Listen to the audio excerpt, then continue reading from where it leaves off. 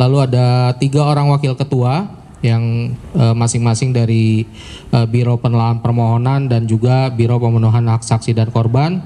Dari sebelah kanan Ibu Nur Herwati, Sri Nurher, Wakil Ketua LPSK. Lalu ada Ibu Sri Suparyati, Wakil Ketua LPSK, dan Bapak Wawan Farudin. Nanti Pak Ketua akan memberikan pernyataan resmi dan kita juga akan lanjutkan dengan sesi tanya jawab. Dan nanti untuk rilis resminya tulisan itu bisa akan disampaikan teman-teman humas melalui scan barcode. Baik, untuk mempersingkat acara kami persilakan Bapak Ahmadi untuk memberikan pernyataan persnya. Waktu dan tempat dipersilakan. Silakan Pak. Bismillahirrahmanirrahim. Assalamualaikum warahmatullahi wabarakatuh.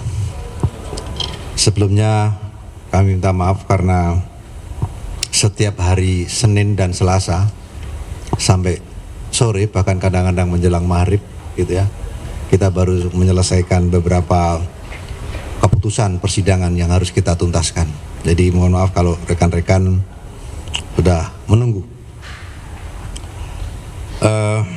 Pada hari ini kami akan menyampaikan pernyataan LPSK dalam kasus pembunuhan V dan E. Secara ringkas kami sampaikan sebagai berikut. Yang pertama, bahwa sejak kasus V dan E ini menjadi perhatian publik, LPSK pada pertengahan Mei 2024 telah membentuk tim dan menugaskan tim tersebut secara khusus untuk melakukan tindakan proaktif pendalaman kasus tersebut dengan melakukan koordinasi kepada Polda Jawa Barat, kepada Polres Cirebon Kota, kepada keluarga korban, dan semuanya itu dimaksudkan untuk menggali dan memberikan informasi kepada saksi dan atau keluarga korban untuk kepentingan pelindungan saksi dan korban. Bahkan beberapa pimpinan LPSK terjun langsung ke Cirebon, ke Jawa Barat, balik lagi dan sebagainya. Langkah LPSK pada intinya menawarkan pelindungan untuk memberikan rasa aman kepada saksi dan korban, termasuk keluarganya, dan untuk memberikan keterangan pada proses peradilan. Pertimbangan langkah-langkah proaktif itu penting dilakukan oleh LPSK agar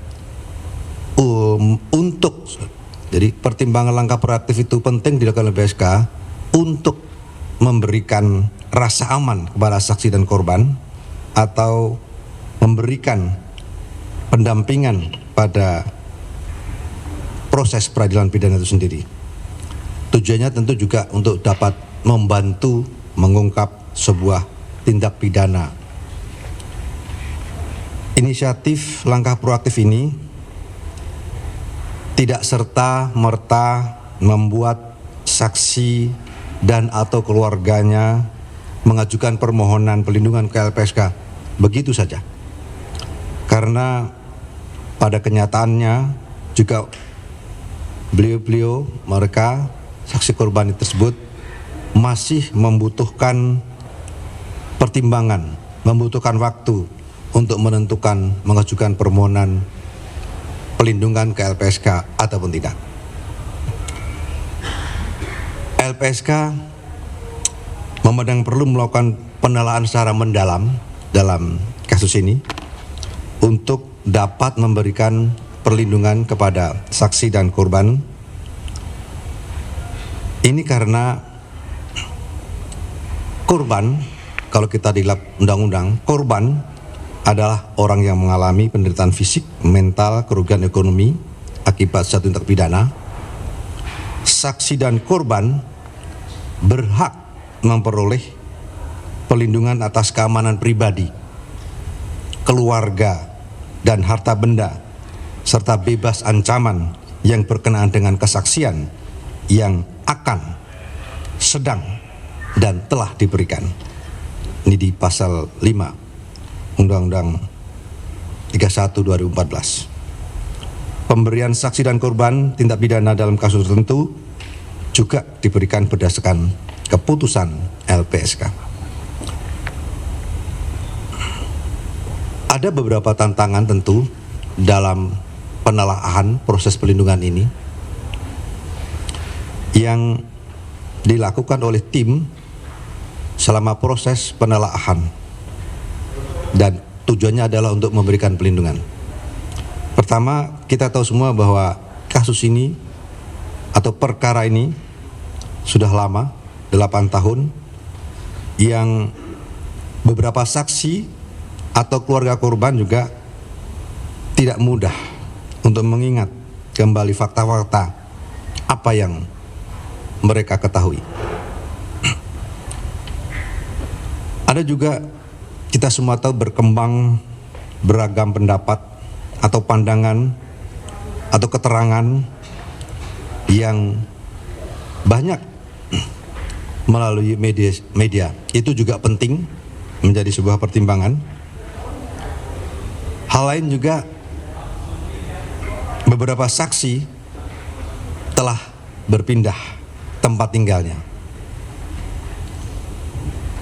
Pendalaman dan asesmen terhadap para korban tentu memerlukan waktu, karena di saat yang bersamaan saksi-saksi juga harus dilakukan pemeriksaan oleh penyidik dalam rangka penanganan perkara tersebut, sehingga kita memanfaatkan sisi-sisi waktu mana yang tepat, termasuk langkah-langkah asesmen psikologis secara tepat. Mempertimbangkan sejumlah tantangan tersebut di atas, maka LPSK tentu perlu waktu dan berhati-hati dalam mengambil keputusan terkait kasus ini. Upaya penelaahan secara mendalam terus dilakukan.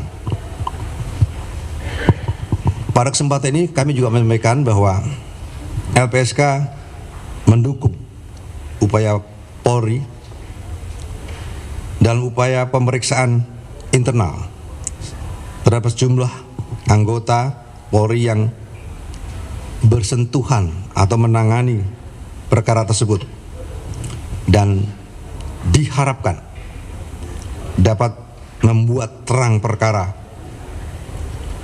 membuat jelas bagi publik, dan tentu perlu memperkuat alat-alat bukti lain, scientific crime investigation, untuk memenuhi hak-hak korban dan atau keluarganya atas kebenaran, keadilan, dan pemulihan. Itu pokok-pokok yang kami sampaikan. Dan saat ini dari sekian banyak permohonan, LPSK sudah menerima pengajuan permohonan sebanyak 10 orang. Itu informasi awal yang kami sampaikan kepada Bapak Ibu semuanya.